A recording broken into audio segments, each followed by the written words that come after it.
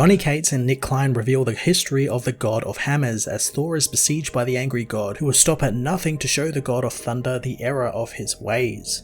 Donny Cates delivers another banger of an issue that really cracks open who and what the God of Hammers is, delivering a really surprising twist to the pretty stock standard revenge plot, and one that takes things Jason Aaron did in his almost decade-long run and expand on them and build off where certain characters were left off. I love the Hammer spending the entirety of the book just belittling Thor and taunting him, but it's so good since the Hammer actually has some really good points regarding Thor's nonchalant attitude towards it, and how he doesn't really care for the Hammer and just sees it as an item and not a living being. It really paints the Hammer as a type of abused spouse who is done with their partner's shit and is now in kind of full wrathful vengeance mode. The big reveal of the issue, of course, is that Mjolnir has been infected by Mangog ever since it was cast into the sun by Jane years ago. So ever since its return, this whole time the Hammer has been possessed by a cosmic killer. It's such a really awesome twist, and one that has some really huge consequences going forward.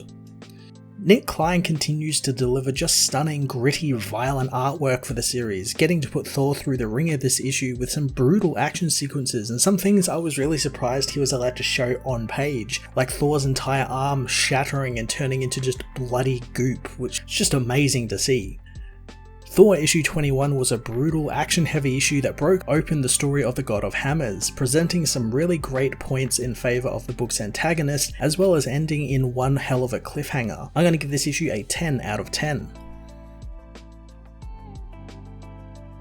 Thor issue 21 finds a voice lamenting how there is only so much darkness you can throw into a sun before it turns black, and while the Earth's sun has burned bright for over 4 billion years, along the way it might have been infected, and now that new evil is slowly evolving and waiting for its destiny to arrive. The voice knows that's the story of an ancient evil for another time, again saying that there is only so much darkness the sun can hold before it turns black, and what is forged in those flames carries that darkness as well. Thor meanwhile is smashed through the destroyed Broxton by Mjolnir, blown all the way through the town before coming to a stop in a lake, crushed by the immense weight of the hammer, which slowly begins submerging him in the water they landed in. Thor unleashes his lightning, boiling the lake and dissipating the water as the God of Hammers finds himself impressed he burned the lake dry, knowing the little boy seems to be growing up. Thor demands to know what trick this is and how they are doing this, but the Hammer's physical form is hurt and Thor would recognize them after all this time together, apart from its brief dalliance with Jane, hoping Thor wasn't too jealous about that. They call this a phase of their life as Thor damns the being, knowing that it knows nothing about him, but if it wants to learn about him, it should come and let him up. The god agrees, summoning back the hammer as long as it spares him another of Thor's speeches. The god knows that's all it comes down to, just speeches, titles and crowns, and it's all so boring. Thor summons his lightning, conjuring up a lightning sword as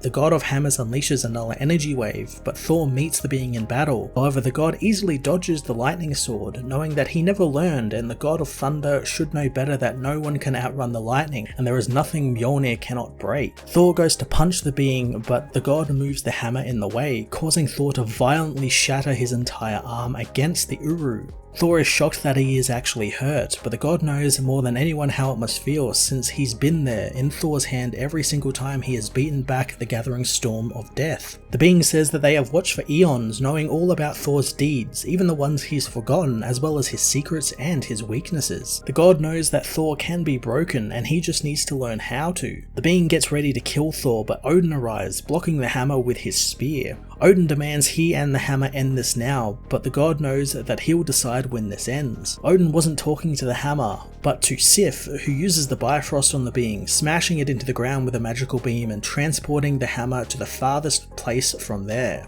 Odin helps his son up, telling him that Sif sent the hammer to the farthest reaches of the known existence, a place so remote and far away there is no way to calculate its distance. Thor asks what is happening since the god of hammers said it was Mjolnir brought to life. Odin says that that is what the hammer always was, since he trapped the Mother Storm inside the Uru rock eons ago, and then the dwarves forged the rock into the hammer, and they told him who died making it, and their voices and souls live inside the hammer itself. He never believed any of that until now, and whatever this is, it's taken a hold of the hammer. Soon Mjolnir returns, but Odin knows that that's impossible as he throws Thor down, letting the hammer strike him hard in the spine. The hit cripples Odin, who says he can't feel his legs as he passes out in his son's arms. The god of hammers knows it must hurt for Thor to lose and to be alone. Thor demands to know why the hammer is doing this, so the being says it's because he takes them for granted and always has, with none of them ever understanding them, thinking it was the enchantment that made you worthy and to be noble and true of heart